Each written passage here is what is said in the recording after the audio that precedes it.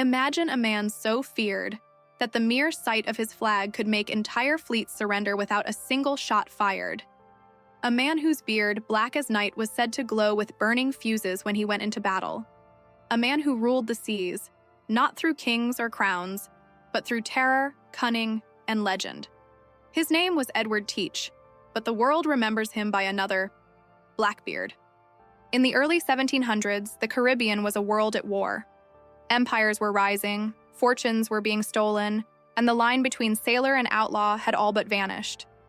And in this chaos, a new kind of ruler emerged, one who needed no kingdom, no title, and no mercy. He sailed aboard the Queen Anne's Revenge, a ship that would become the very symbol of rebellion on the high seas.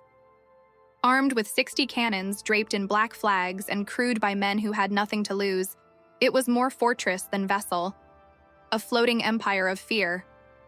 But behind the smoke, the violence, and the myth, there was a man who used fear as a weapon, a man who played both villain and visionary, and a man whose death would only make his legend stronger. For centuries, the story of Blackbeard has been told in fragments, part truth, part terror, part ghost story. But the real question is this: who was Edward Teach? Was he a heartless monster, a demon of the seas who burned and butchered his way into history? Or was he something far more dangerous, a revolutionary, defying the tyranny of kings in an age when freedom was just a dream? In this documentary, we uncover the rise and fall of the world's most infamous pirate. From his early days as a privateer in the Caribbean, to his capture of the French slave ship La Concorde, transforming it into the mighty Queen Anne's Revenge, to the legendary blockade of Charleston, and finally, to his brutal death at Ocracoke Inlet, where a dozen bullets and 20 sword wounds could barely bring him down. We'll dive beneath the waves to explore the discovery of his lost ship, a time capsule buried in sand for nearly 300 years, and unravel the mystery of the man who became more myth than mortal. But this isn't just a story about piracy. It's a story about power, about how one man used fear, charisma, and chaos to stand against empires. It's a story about freedom, about those who chose the sea over the chains of a crown. And it is a story about legacy, how a single man's rebellion still echoes across oceans 3 centuries later. So, the next time you hear the crash of waves on the Carolina coast, the next time a storm brews over the horizon, and the wind howls through the rigging of an old ship, remember this. Some say the ghost of Blackbeard still sails those waters, his headless body guarding the wreck of his ship, his soul forever bound to the sea he once ruled. Because legends don't die, they just sink deeper. This is the untold story of the Queen Anne's Revenge, and the pirate king who defied the world. The year was 1680, and the Caribbean Sea was a world on fire. Empires fought for dominance, trade ships carried gold across dangerous waters, and the line between sailor and pirate was often just a matter of opportunity. Amid this chaos, on the island of Bristol, England, a boy was born who would one day become the most feared name in maritime history, though no one could have guessed it then. His name was Edward Teach. Little is known of his childhood, but legend says he grew up surrounded by the salty air of the docks, watching merchant ships come and go, vessels laden with silver, sugar, and slaves. He learned early that the sea was more than a horizon. It was a kingdom of opportunity, ruled not by kings but by those bold enough to seize it. When Edward came of age, Europe was in turmoil. The War of the Spanish Succession raged across continents, and young men were recruited by the thousands to fight on land and sea. Teach enlisted as a privateer, a legal pirate, sanctioned by the English crown to plunder enemy ships. It was war under another name, and it made killers into heroes. For years, Edward sailed the Caribbean, mastering the art of naval warfare, boarding enemy ships, firing cannons, taking prizes. He learned the rules of the sea, but more importantly, how to break them. When the war ended, the privateers were abandoned. Their letters of marque expired, their pay stopped, and their ships rotted in ports. But their taste for plunder didn't fade. This was the moment the world's most infamous pirates were born. Men who once fought for kings now turned against them. And among them rose a man who would soon cast a shadow so large that it would haunt the ocean for centuries, Edward Teach, soon to be known as Blackbeard. In the early 1710s, Edward joined the crew of Captain Benjamin Hornigold, a notorious pirate operating out of Nassau, Bahamas. a lawless haven for sailors and thieves known as the Pirate Republic. Here, Teach honed his skills under Hornigold's command. He proved himself intelligent, ruthless, and fearless, qualities that made him stand out among hardened criminals. But Teach wasn't just another pirate with a sword. He was a strategist, a showman, and a master of psychology. He understood one simple truth: fear was more powerful than fire. He grew his beard long and thick, weaving slow-burning fuses into it, so that during battle, smoke and sparks would surround his face, making him look like a demon rising from hell. His eyes, piercing, dark, and unblinking, completed the image. When sailors saw that figure emerging through cannon smoke, many surrendered without a fight. By 1717, Edward Teach had taken command of his own ship, a modest S. By the year 1717, Edward Teach had already carved his reputation into the bones of the Caribbean. He was no longer just another pirate. He was a man with vision, ambition, and a hunger for something greater than gold. To rule the seas, he needed more than fear. He needed a ship worthy of a king. That opportunity came drifting toward him one blazing November morning off the island of Martinique. On the horizon loomed a massive silhouette, a French slave ship named La Concorde de Nantes. She was heavy, armed, and crawling slowly north after a brutal voyage from Africa, her decks crowded with misery. The French crew, exhausted from disease and storms, could barely keep her afloat. To most pirates, attacking a war-equipped slave ship would have been suicide, but not Edward Teach. He had studied ships long enough to know her strengths and her weaknesses. As the French ship approached, Teach ordered his small fleet, 2 sloops, swift and deadly, to close in like wolves. The morning sun gleamed on their cannons. No warning shot, no parley, only silence and the sudden crack of cannon fire. The French ship fired back, but her crew was weak, her men starving. Within minutes, she was crippled, her sails shredded, her defenses collapsing. Edward Teach's ship drew alongside, and the pirates stormed aboard. Swords clashed, muskets roared. When the smoke cleared, La Concorde belonged to Teach. The French captain surrendered without resistance, his men trembling under the gaze of the towering Englishman with burning fuses in his beard. The slaves below deck, human cargo bound for misery, were freed or taken in as new crewmen. Teach spared their lives, but his real prize was the ship itself. It was a floating fortress, nearly 200 tons, capable of carrying over 300 people, built for endurance and strength. Teach saw not a vessel of trade, but a throne of terror. He set to work immediately, transforming La Concorde into something the world had never seen before. Over the next few weeks, the ship underwent a transformation on the shores of Baquia and Tortuga. Teach ripped out the merchant fittings, reinforced the hull with iron, and armed her with 40 massive cannons. When he was done, she was reborn, no longer La Concorde. Now she would be known as the Queen Anne's Revenge. The name itself was deliberate, a message to the empires that had betrayed their privateers. Queen Anne's war had made men like Teach tools of the crown, only to discard them when peace came. Now he would make them remember her name: twisted, inverted, avenged. The Queen Anne's Revenge wasn't just a ship. It was a symbol. Her black sails became the shadow that fell across the Caribbean. Her cannons were her voice, and her captain, now called Blackbeard, was her soul. With his new flagship, Blackbeard's power exploded overnight. He gathered a fleet of smaller ships under his command, building a pirate armada the likes of which the world had never seen. The Queen Anne's Revenge became the beating heart of his empire, fast, lethal, and uncatchable. He sailed from the Caribbean up the American coastline, taking prizes wherever he went. Merchant ships trembled at the mere rumor of his approach. His reputation grew not from endless slaughter, but from spectacle. When Blackbeard attacked, he wanted his enemies to surrender before the fight began. He filled the air with smoke, thunder, and chaos, a living nightmare emerging from the sea. And it worked. Captains struck their colors rather than face the wrath of the Queen Anne's Revenge. By the end of 1717, Blackbeard controlled dozens of captured vessels, hundreds of men, and an empire of fear that stretched from the Bahamas to the Carolinas. He was no longer just a pirate. He was a naval commander, ruling a rogue nation on the water, but his dominance wasn't built on brute force alone. Blackbeard was a master of strategy and illusion. He spared ships he didn't need, distributed loot fairly, and kept his crew fiercely loyal. Even his enemies admired him. A captured merchant once wrote, "He governs by fear and favor both. A devil, but a clever one." Every move he made was designed to strengthen his myth. Every raid, every flag, every flare of cannon smoke, all part of the legend he was crafting. Yet beneath that power, danger was brewing. For every ship he captured, another empire took notice. His defiance had drawn attention not only from merchants, but from the Royal Navy itself. Blackbeard's reign of fear had made him untouchable, but it had also made him a target.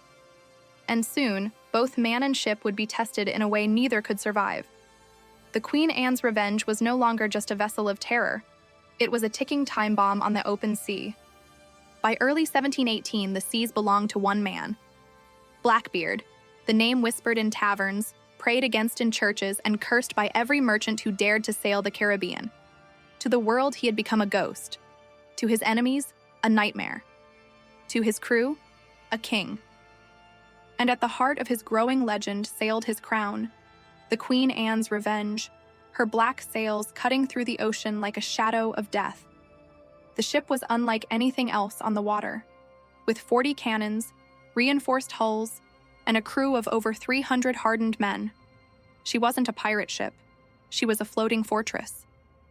When the Queen Anne's Revenge appeared on the horizon, even the bravest captains froze. Blackbeard had turned piracy into a performance. He understood that fear was his greatest weapon, and he wielded it with genius precision. Before battle, he would tie slow-burning fuses into his great black beard, light them, and stride across the deck surrounded by swirling smoke and sparks. His eyes gleamed like coals in the fog. His voice boomed across the waves, commanding his men like a prophet of chaos. Witnesses later claimed he looked like the devil himself, walking through hellfire. But what most didn't understand was that Blackbeard rarely needed to fight. His power wasn't in bloodshed. It was in spectacle. The moment the Queen Anne's Revenge was spotted, panic followed.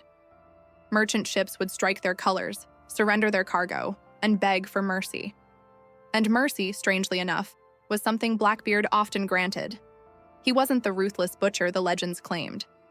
In truth, he preferred to take what he wanted without killing. Dead men couldn't spread fear. But survivors? Survivors carried stories, and stories made legends. Every surrender, every terrified sailor who lived to tell the tale, made him larger than life. His reputation grew faster than any cannonball could fly. By spring, Blackbeard's fleet dominated the Caribbean trade routes, from Jamaica to the Bahamas, from the Gulf of Mexico to the Carolina coast. His influence was absolute. Ships loaded with sugar, rum, gold, and slaves moved in constant fear of being intercepted. His most trusted lieutenants commanded smaller vessels, the Adventure, the Revenge, and the Adventure Prize. Each ship worked in perfect coordination, like predators in a pack. The Queen Anne's Revenge was always at the center, the alpha of the hunt. Blackbeard ran his crew with surprising discipline. There was order among the chaos. Loot was divided fairly. Every man had a share, from captain to cook.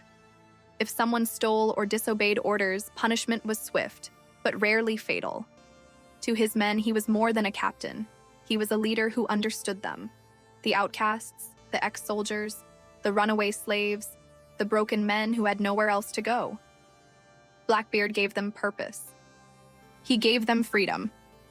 They didn't just sail for treasure, they sailed for revenge, against a world that had abandoned them. But on the other side of that freedom was terror. The colonies trembled under his reign. In the harbors of Charleston and Havana, merchants refused to leave port unless escorted by warships. Insurance rates skyrocketed. Trade routes collapsed. Blackbeard had managed to paralyze entire economies with nothing more than his reputation. Letters from colonial governors to London described him as a man of dreadful audacity and infernal cunning. He became the face of everything England feared, an Englishman who had turned against his empire, a soldier of fortune who now ruled his own lawless world. And yet, for all his ruthlessness, there was method in his madness. Blackbeard's raids were strategic, not random. He targeted only ships that were easy to catch, slow, unguarded, rich with goods. He avoided direct conflict with naval forces whenever possible. He knew the limits of power, and he knew when to disappear. After a raid, the Queen Anne's Revenge would vanish into the fog, her black sails dissolving into the horizon like smoke. No one ever knew where she would strike next. But the truth was, even legends grow heavy under their own weight. As Blackbeard's fame spread, so did his enemies. Governors offered bounties for his capture. The Royal Navy began coordinating patrols. Other pirates, jealous or fearful, turned against him. The world that had made him was now preparing to destroy him. By mid-1718, Blackbeard had reached the height of his power, but also the edge of his downfall. He commanded over 300 men and 40 guns, yet the empire he built was made of smoke and superstition. One mistake, one storm, one betrayal, and it could all come crashing down. The Queen Anne's Revenge, that glorious symbol of pirate supremacy, had made him untouchable. But the same ocean that had crowned him king was waiting patiently to take back what was hers. Because in the world of pirates, there are no kings, only tides.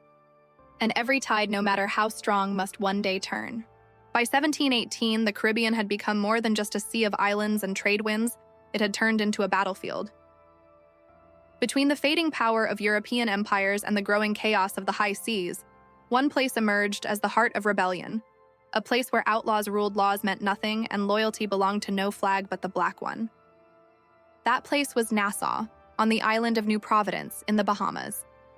And it was here that the dream of the Pirate Republic was born. In the early 1700s, Nassau was little more than a small colonial settlement, until the wars ended and hundreds of privateers were left jobless. With no king to serve and no wages to earn, they turned to piracy. And Nassau, perfectly positioned between major trade routes, became their sanctuary. By the time Blackbeard arrived, the island was unlike anything else on Earth.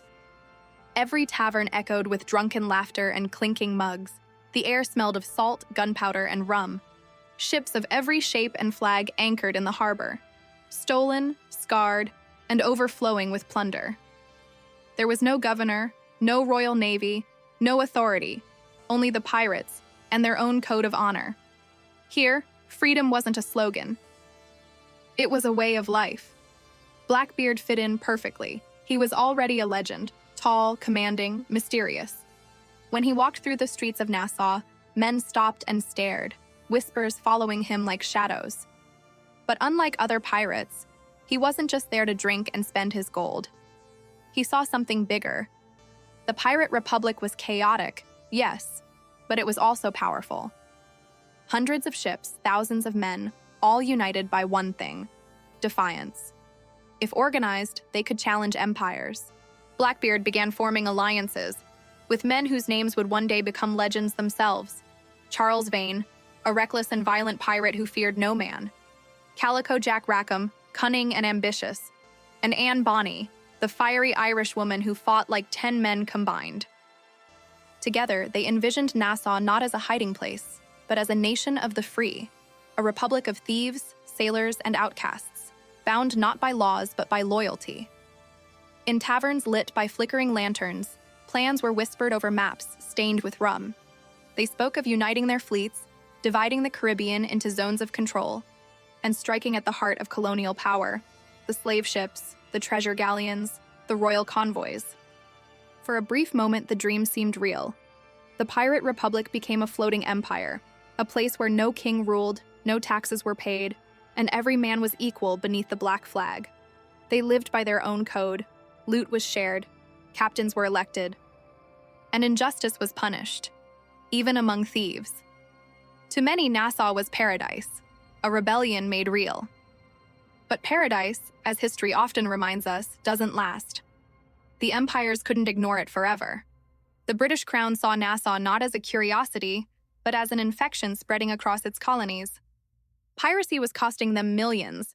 Gold lost, trade crippled, pride wounded. And in London, powerful men began demanding revenge. By 1718, a new weapon was sent to crush the Pirate Republic: Woodes Rogers, a former privateer turned royal governor. His mission: restore order, destroy piracy, and hang every man who refused the king's pardon. When Rogers arrived in Nassau with British warships, he brought a message written in cold royal ink: "Accept the king's mercy, or face the rope." For the pirates, the age of freedom was over. Some fled immediately, vanishing into the open sea. Others accepted the pardon, trading their black flags for peace. But Blackbeard, he wasn't built for surrender. He listened, he nodded, he smiled. And then he vanished into the horizon aboard the Queen Anne's Revenge, his sails dark as night. To the world, it seemed he had disappeared. But those who knew him understood better. Blackbeard was planning his next move. Nassau's dream began to crumble. The taverns grew quiet. The harbors emptied. The Pirate Republic, the boldest experiment in rebellion, fell apart under the weight of greed, betrayal, and the relentless reach of empire. But its spirit lived on in the man who refused to kneel. As British ships took Nassau, the Queen Anne's Revenge sailed north, her flag still flying proudly, a final defiance against kings and crowns. And with her, the world's most feared pirate carried the dying flame of the Pirate Republic into one last glorious storm.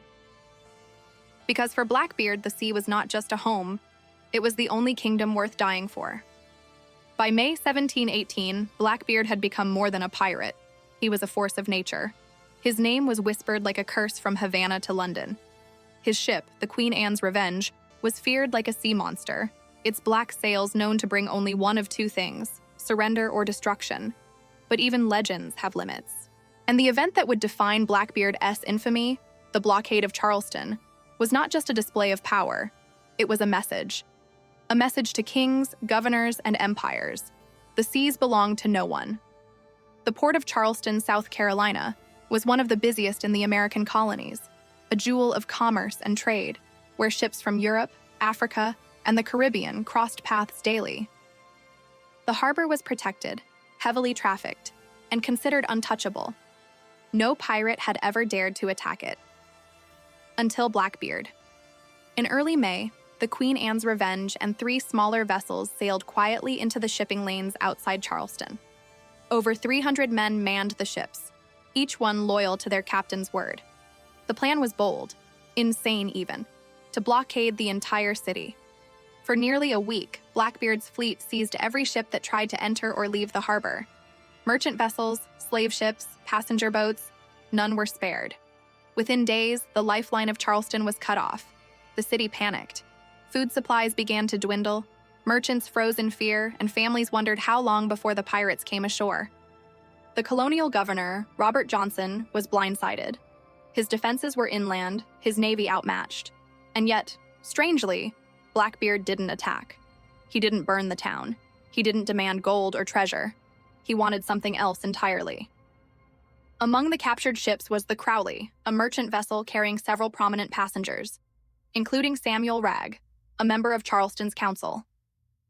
Blackbeard sent a simple message to Governor Johnson: "Send me a chest of medicine, or I'll execute every prisoner and burn your ships." Medicine, not gold, not silver, not jewels. The city was stunned. Why would the most feared pirate in the world hold an entire colony hostage for medicine? The truth, historians believe, lies in the Queen Anne's Revenge herself. Disease, likely syphilis or scurvy, had spread among the crew. Blackbeard needed medical supplies desperately, and he knew Charleston was his only chance to get them. But it wasn't just desperation. It was also psychological warfare. By making such an outrageous demand, he humiliated the colony, proving that a single pirate could hold an empire city hostage and walk away untouched. Governor Johnson had no choice. He gathered the medicine and sent it under a white flag aboard a small boat. But Blackbeard's messenger didn't return. Days passed, then another. Rumors spread through Charleston that the pirates had slaughtered their hostages, that the city would burn next. The people panicked. The governor fumed. In truth, Blackbeard was simply playing with them. He delayed deliberately, letting fear ferment. He wanted the city to feel powerless, to understand the weight of his control. Finally, after nearly a week, the pirates' longboat appeared again on the horizon. The medicine was delivered. The hostages were released, frightened but unharmed. One of them, Samuel Wragg, later testified that Blackbeard had treated them courteously, even offering food and drink. But his calm demeanor only made the ordeal more terrifying. He had the manner of a gentleman, Rag wrote, but the eyes of a devil. With his demands met, Blackbeard set sail, leaving Charleston untouched, but humiliated. The entire colony had bowed to a pirate's will. It was the boldest act of piracy in history, not because of violence, but because of precision. Blackbeard had paralyzed an entire city, stolen its pride, and vanished before the British Navy could even react. He sailed north, richer in reputation than gold. His name now carried weight not just among pirates but across the entire Atlantic. But beneath that triumph, something darker was stirring. The Queen Anne's Revenge, overloaded with treasure and power, was beginning to show her limits. Her hull creaked, her masts strained, and her crew, now numbering in the hundreds, grew restless. Blackbeard's kingdom at sea was at its peak, but like all empires built on rebellion, it stood on fragile waters. For Blackbeard, the blockade of Charleston was the high tide of his legend, the moment he became untouchable. But every tide, no matter how strong, eventually recedes, and just weeks later, the sea that had made him king would demand its price. Because while Charleston remembered the pirate who brought it to its knees, the Queen Anne's Revenge was sailing straight toward her doom. The blockade of Charleston had made Blackbeard a legend, a name that struck fear into sailors and kings alike. But legends are dangerous things. They grow too fast, shine too bright, and eventually, they burn themselves out. For Edward Teach, Blackbeard, that moment was approaching. And it would come not from an enemy's cannon, but from betrayal, suspicion, and the sea itself. After his triumph at Charleston, Blackbeard sailed north along the Carolina coast. The Queen Anne's Revenge, weighed down by plunder and crew, moved sluggishly through the shallows. Hundreds of men now served under him, pirates, freed slaves, deserters, drifters. They had all shared in his victories, but the strain was beginning to show. A pirate's life was one of freedom, yes, but also one of constant danger. The bigger the ship, the bigger the target. And with every success, Blackbeard had drawn the gaze of the British Empire closer. He knew it was time to disappear, to lay low, to rest, to divide his spoils before the noose came for him. So, in June 1718, he set a course for the calm, secluded waters of Topsail Inlet, near present-day Beaufort, North Carolina. It was the perfect hiding place, a labyrinth of sandbars and inlets, where the sea met the marsh in quiet secrecy. But what happened next would become one of the greatest mysteries in pirate history. As the Queen Anne's Revenge approached the inlet, her crew prepared to anchor. The weather was calm, the tide rising. But suddenly, disaster struck. With a grinding roar of wood and coral, the ship shuddered violently and stopped dead. The Queen Anne's Revenge had run aground. Her great weight, her swollen cargo holds, and the shifting sands of the inlet had trapped her like an animal in a cage. Panic erupted among the crew. Men scrambled to lighten the ship, throwing cannons, supplies, even treasure overboard. But the sea refused to let go. Blackbeard's flagship, the mightiest vessel on the Atlantic, was dying. Within hours, the tide turned, and the ship listed to her side. The men could only watch as the water began to swallow her. The Queen Anne's Revenge, the ship that had terrorized nations, was gone. To many, it looked like an accident, but others whispered something far darker. Some claimed Blackbeard had run her aground deliberately. The reasoning? Greed and control. With over 300 men now under his command, discipline was slipping. Many of them demanded a fair share of the treasure. Others, after the wreck of the Queen Anne's Revenge, the world's most feared pirate had vanished. The ship that once ruled the seas now lay silent beneath the sands of Topsail Inlet, and her captain, Blackbeard, drifted into legend. But Edward Teach was not finished yet. Not even close. In the quiet months that followed, he retreated inland to Bathtown, North Carolina, a sleepy colonial settlement on the edge of civilization. There, beneath the banner of truce, he did the unthinkable. He sought a royal pardon. The British Crown, desperate to end the chaos of piracy, had offered amnesty to any pirate who surrendered before July 1718. Many had taken the offer, turning in their weapons, pretending to reform. But few truly meant it.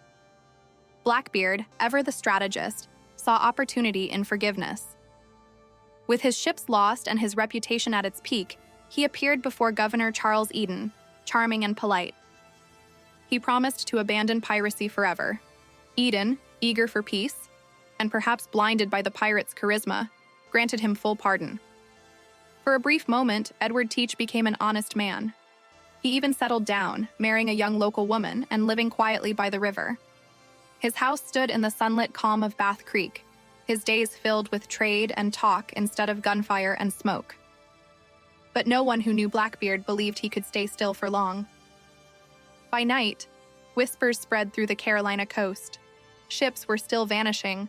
Smugglers reported secret meetings deep in the marshes. Strange lights flickered on the water. The truth soon surfaced. Blackbeard was back at sea. He had returned to piracy under the cover of legitimacy, using his pardon as a shield.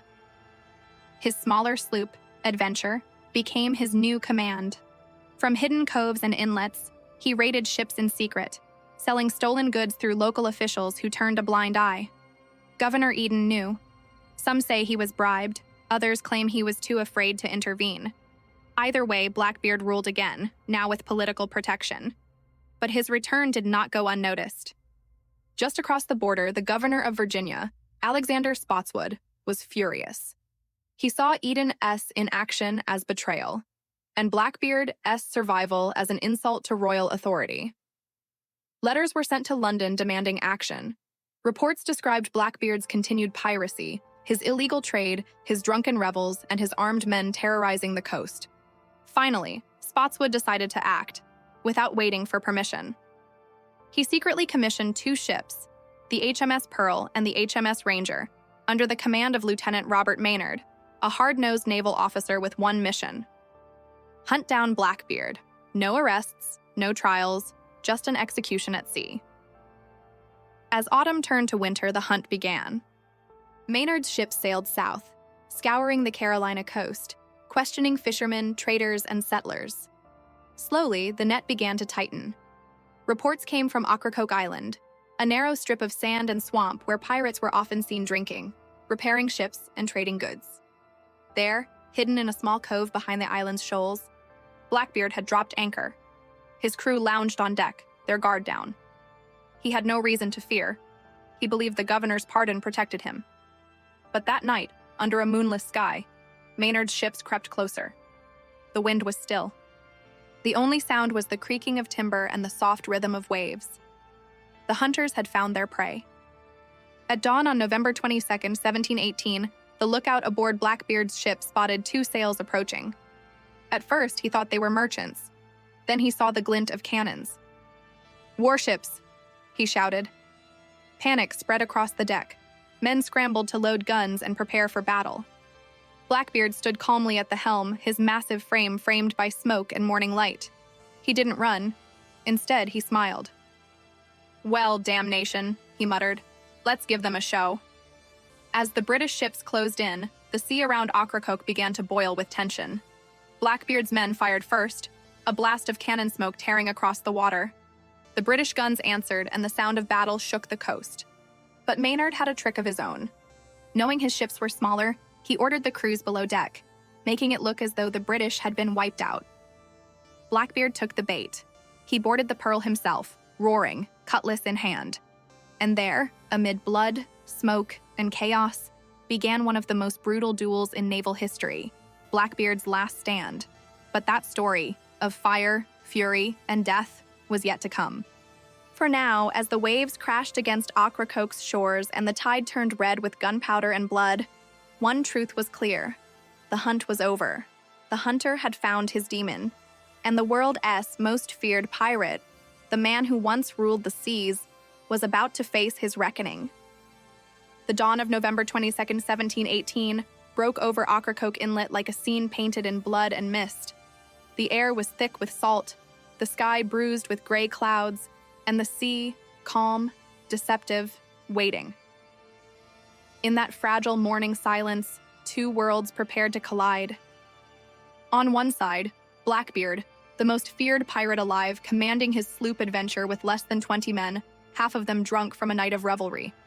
On the other, Lieutenant Robert Maynard, the determined British naval officer, sailing under secret orders from the governor of Virginia to end the pirate once and for all. Neither man knew it then, But by the day's end, only one would live to see the sun set over the Carolina coast. The wind was light as Maynard's two ships, the HMS Pearl and HMS Ranger, crept into Ocracoke's shallow waters. Their sails were furled, their men armed, their cannons loaded. The element of surprise was on Maynard's side. Blackbeard spotted them first. At a glance, he knew what they were. "Damnation," he growled. "They're coming for us." But there was no fear in his voice, only grim amusement. He had faced death before, and each time he had won. He turned to his crew. "We'll not run today. Load the guns. Let's give these dogs a fight they'll never forget." The British ships advanced cautiously, their hulls scraping the sandbars of the inlet. Maynard shouted orders, urging his men to keep steady, but Blackbeard was already in motion. The Adventure unleashed her first broadside, a thunderous explosion of cannon fire that tore through the Ranger's deck, splintering wood and bodies alike. Smoke and screams filled the air. Maynard's ships returned fire, but the pirates were faster. Within minutes, the Ranger was crippled and drifting. Only Maynard's Pearl remained, its deck slick with blood, its sails shredded. Blackbeard laughed, a deep booming sound that cut through the chaos. "The devil himself could not take me," he shouted across the waves. Then, raising his black flag, he ordered his ship to close in. "Board them." The pirates swung across the gap, ropes in hand, pistols blazing. Cannon smoke hung low over the water, turning the morning sun into a dim, ghostly glow. The air smelled of salt, sweat, and death. Maynard, anticipating the assault, had prepared a trap. He had ordered most of his men to hide below deck, leaving only a handful visible on the surface, giving the illusion of a ship nearly defeated. As Blackbeard's men landed on the Pearl, shouting and slashing, Maynard gave the signal. Dozens of soldiers burst from below, firing point blank. The deck erupted in chaos. Smoke swallowed everything. And in the heart of that chaos, the two captains met. They say when Blackbeard and Robert Maynard finally faced each other, it was like two worlds colliding. The outlaw and the lawman, the freedom of the sea against the order of empire. Blackbeard towered over Maynard, his face blackened with smoke, his beard lit with burning fuses. He swung his cutlass with terrifying strength, striking sparks from Maynard's sword. Each blow echoed across the deck, metal clanging, pistols firing, men screaming. Maynard lunged, cutting across Blackbeard's arm. Blood splattered across the planks, but the pirate barely flinched. He grabbed Maynard's sword by the blade, snarling through clenched teeth. "You're a brave one," he hissed, "but you'll die like the rest." He fired his pistol. The ball grazed Maynard's shoulder. The officer stumbled, gasping in pain. Then, with his last ounce of strength, Maynard swung again. The blade struck deep, across Blackbeard's neck. The pirate staggered, choking, but refused to fall. He fought on, roaring like a wounded beast, taking 5 bullets and 20 sword wounds before finally collapsing to his knees. "Well, strike me dead," he muttered, blood pouring from his throat. "They promised me the devil would take me alive." With one final breath, Edward Teach, Blackbeard, fell to the deck. The sea grew silent again. Smoke drifted over the water like a shroud. The battle was over. When Maynard counted the dead, nearly a dozen of his own men were gone, but the pirate king was finished. To prove it, Maynard severed Blackbeard's head and hung it from the bow of his ship, a grisly trophy to show the colonies that the age of piracy was ending. As his body was thrown into the sea, sailors swore the waves turned crimson and that the headless corpse swam 3 times around the ship before sinking beneath the surface. A legend was born in that moment, not of terror, but of immortality. The ocean around Ocracoke still whispers his name. The place where the waves meet the shore feels haunted, as if the spirit of the pirate still lingers beneath the surf, waiting, watching. Blackbeard died as he lived, defiant, fearless, and unbroken. And though his body sank that morning, his legend refused to drown. Because even in death, the world could not forget the man who dared to claim the sea as his kingdom. Edward Teach, the man they called Blackbeard. The waves off the coast of North Carolina have always held secrets, the kind whispered by sailors and carried by the wind through centuries. But beneath those shifting waters lies one story that refuses to stay buried. The story of Queen Anne's revenge, the ghost ship of the world's most feared pirate, Blackbeard. Long after the cannons fell silent and Edward Teach's head was mounted on the bow of a British warship, people swore they could still hear the echo of his laughter across the sea. They said the ocean hadn't just taken his body, it had claimed his spirit, and his ship, the mighty Queen Anne's Revenge, was said to sail still, somewhere between myth and memory. For nearly 3 centuries, her fate remained one of the greatest mysteries in maritime history. The world knew that in 1718 she had run aground near Beaufort Inlet, trapped by the sands of Topsail. But no one knew where exactly she lay, or if she was still there at all. Fishermen spoke of strange shapes in the water, of flickering lights that moved beneath the waves at night. Divers claimed to hear phantom drums deep below, as if the ship's cannons were still roaring in some eternal battle. To many, it was just folklore. To others, it was a challenge. In the summer of 1996, nearly 280 years after her sinking, a group of marine archaeologists from InterSal Inc. began searching the waters off Beaufort, North Carolina. They followed old maps, diaries, and navigational records, tracing the likely path of Blackbeard's last voyage. What they found changed history. Just off the coast, buried beneath layers of sand and silt, they discovered the remains of a massive 18th century ship, its timbers preserved by salt and time. Cannons, anchors, navigational tools, and even delicate gold dust still clung to the wreck. At first, they couldn't believe it. Could this truly be her? The evidence began to mount. The size matched. The armament matched. And nearby, divers found fragments of French origin, linking back to the ship's original identity, La Concorde. After years of testing, there was no doubt.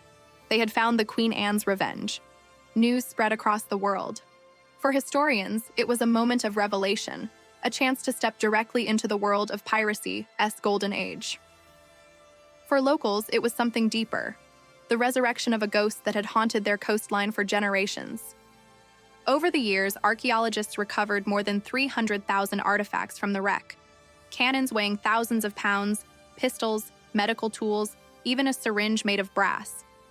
Each object told a fragment of the story, of men who lived by the sword, of the chaos and cunning that defined life under Blackbeard's command. They found an anchor bigger than a man, proof of the sheer size of the ship that once terrorized entire colonies. They uncovered fragments of pewter plates, eating utensils, and glass bottles, traces of the crew's daily lives. And among the relics, they even discovered a small bell, dated 1705, its faint tolling sound now silent, yet echoing through history. But the most haunting discoveries weren't just physical. Divers reported an eerie stillness around the wreck site, as if the sea itself was guarding it. Some described sudden chills, unexplained currents, or distant whispers that faded as quickly as they came. Locals began calling it the ghost of the Revenge. Even seasoned historians admitted that standing near the recovered timbers, touching the same wood Blackbeard once commanded, felt like standing between two worlds, the living and the legendary. The Queen Anne's Revenge, once a symbol of terror, had transformed into a monument of memory. Today, the artifacts rest in the North Carolina Maritime Museum, where they draw thousands of visitors each year. But her story is still being written. The excavation continues, slow and careful, a race against time and tide. Every storm threatens to reclaim what was uncovered. Every shifting sandbar threatens to hide it once more. It is almost poetic, the sea trying to protect the secret of the man who once ruled it. 300 years later, the legend of the Queen Anne's Revenge still captures imaginations across the world. Movies, books, and video games resurrect her name. But beneath the fantasy lies something real, a reminder of humanity's unending fascination with freedom, power, and rebellion. Blackbeard may have been hunted down and killed, but his ship never truly died. She remains a ghost of ambition and defiance, a relic of the time when one man dared to challenge empires and crown himself king of the sea. When divers resurface from the wreck, they say the ocean around them always feels different, heavier, older, alive. And as they drift above the sands where the Queen Anne's Revenge still sleeps, they can almost hear the faint creak of her hull, the whisper of a command long silenced by the waves. Raise the black flag, and let them fear our name once more. Because some ships sink, but legends never drown. 3 centuries have passed since Blackbeard's headless body sank beneath the waters of Ocracoke Inlet. And yet, his shadow still drifts across the sea. The name Edward Teach, once feared across oceans, has become something else entirely. A legend, a symbol, a story that refuses to die. Because Blackbeard wasn't just a pirate. He was an idea, the embodiment of rebellion, fear, and freedom all at once. And the story of his ship, the Queen Anne's Revenge, is not just a tale of terror, but a lesson carved into the waves of history. In his lifetime, Blackbeard ruled for barely 2 years. 2 years. That's all it took for him to burn his name into eternity. He commanded no empire, wore no crown, and yet kings trembled at his defiance. How? Because Blackbeard understood something long before the modern world did. Perception is power. He built his legend not with endless bloodshed, but with theater. The smoking beard, the black flag, the flaming fuses, these were tools of control. He knew that a story once told spreads faster than a cannonball. Fear, once planted, can conquer where armies cannot. That mastery of image made him untouchable, and even after death, it made him immortal. But beneath that legend lies a more complex truth. Blackbeard wasn't the mindless butcher that history's villains are often painted to be. He was intelligent, disciplined, and, in his own way, moral. Records show that he rarely killed those who surrendered. He governed his crew fairly, dividing loot equally, enforcing order through loyalty rather than tyranny. Many of his men followed him not out of fear but respect. He created something revolutionary, a floating society of equals at a time when the world was ruled by kings, lords, and masters. For many historians, that's what made the Pirate Republic, and Blackbeard himself, so dangerous to the establishment. It wasn't the plundering of gold that terrified empires. It was the idea that ordinary men, the unwanted and the forgotten, could live free, outside the laws of any crown. In that sense, Blackbeard was more than a criminal. He was a symbol of freedom and defiance, a rebel who refused to kneel. Even in death, the world couldn't let him go. His story traveled across continents, evolving with each telling. British newspapers turned him into a monster. American folklore turned him into a ghost. Hollywood turned him into a legend. In truth, he became all of them. In literature, he inspired characters like Long John Silver and Captain Hook, cunning, charming villains shaped in his image. In modern times, his name sails again in every pirate movie, video game, and story that dares to romanticize the chaos of the sea. But the real Blackbeard, the man behind the myth, remains hauntingly human. He wasn't born evil. He was a product of his age, a time when war, greed, and empire turned sailors into scavengers. He didn't seek immortality. He just refused to live small. And in that refusal, he became eternal. When divers rediscovered the Queen Anne's Revenge in 1996, they didn't just find a shipwreck, they found a mirror. Each cannon, each rusted weapon, each piece of broken glass reflected the same timeless truth. Power fades, gold rusts, but stories endure. Today, thousands visit the North Carolina Maritime Museum, where her artifacts rest behind glass, silent witnesses to a world of smoke and gunpowder. Children stare in awe at the relics of a man they've only known through myth. And for a moment, the line between history and legend blurs once more. Because when people gaze at those fragments of the Queen Anne's Revenge, they aren't just seeing the remnants of a ship. They're looking into the eyes of human ambition, the need to be free, the hunger to be remembered, the daring to challenge the impossible. Blackbeard's story reminds us that legends are born not from immortality, but from impact. He didn't live forever. He simply lived larger than anyone else. And even now, when the wind howls through the Outer Banks, locals still whisper that his ghost sails the Carolina coast, watching over his sunken ship, waiting for another storm, another dawn, another chance to rise. Maybe it's superstition. Maybe it's history's echo. But one thing is certain. Blackbeard never truly died. He became what he always wanted to be, a king without a crown, ruler of the untamed sea, and the eternal symbol of man's unyielding fight against the chains of the world. Because the sea remembers. It remembers the roar of his cannons, the smoke of his beard, and the cry of his men. And when the tide rolls over the wreck of the Queen Anne's Revenge, it whispers one name into the depths. The name of the pirate who dared to defy an empire, and won immortality in return. Edward Teach, Blackbeard, the one and only Pirate King,